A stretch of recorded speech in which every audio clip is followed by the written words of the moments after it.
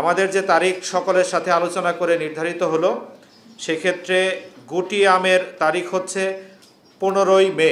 25 মে থেকে গোপালভোগ এবং রানী পছন্দ, 30 মে থেকে ক্ষীরসাপাত, 25 মে থেকে লক্ষণভোগ বা লখনা, 10 জুন থেকে ল্যাংড়া বা ব্যানানা ম্যাঙ্গো যেটি রয়েছে, 15 জুন থেকে আম্রপালি, 15 জুন থেকে ফজলি, 5 জুলাই থেকে বাড়ি আম 4, 10 জুলাই থেকে আশ্বিনা, 15 জুলাই থেকে গৌরমতি, 20 আগস্ট থেকে ইলামতি, কাটিমন ও বাড়ি আম 11 সারা বছর পরিপক্ক হওয়া সাপেক্ষে বাজারজাত করা যাবে।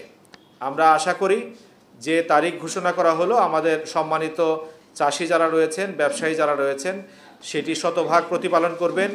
মিডিয়ার যারা সম্মানিত প্রতিনিধি রয়েছেন, আপনাদের কাছে আমরা সবিনয়ে অনুরোধ করব, কোথাও কোনো অসঙ্গতি দেখলে আমাদেরকে জানাবেন। আমরা সম্মানিত কৃষকদের বুঝিয়ে নির্ধারিত সময়ের আওতায় নিয়ে আসতে চেষ্টা করব।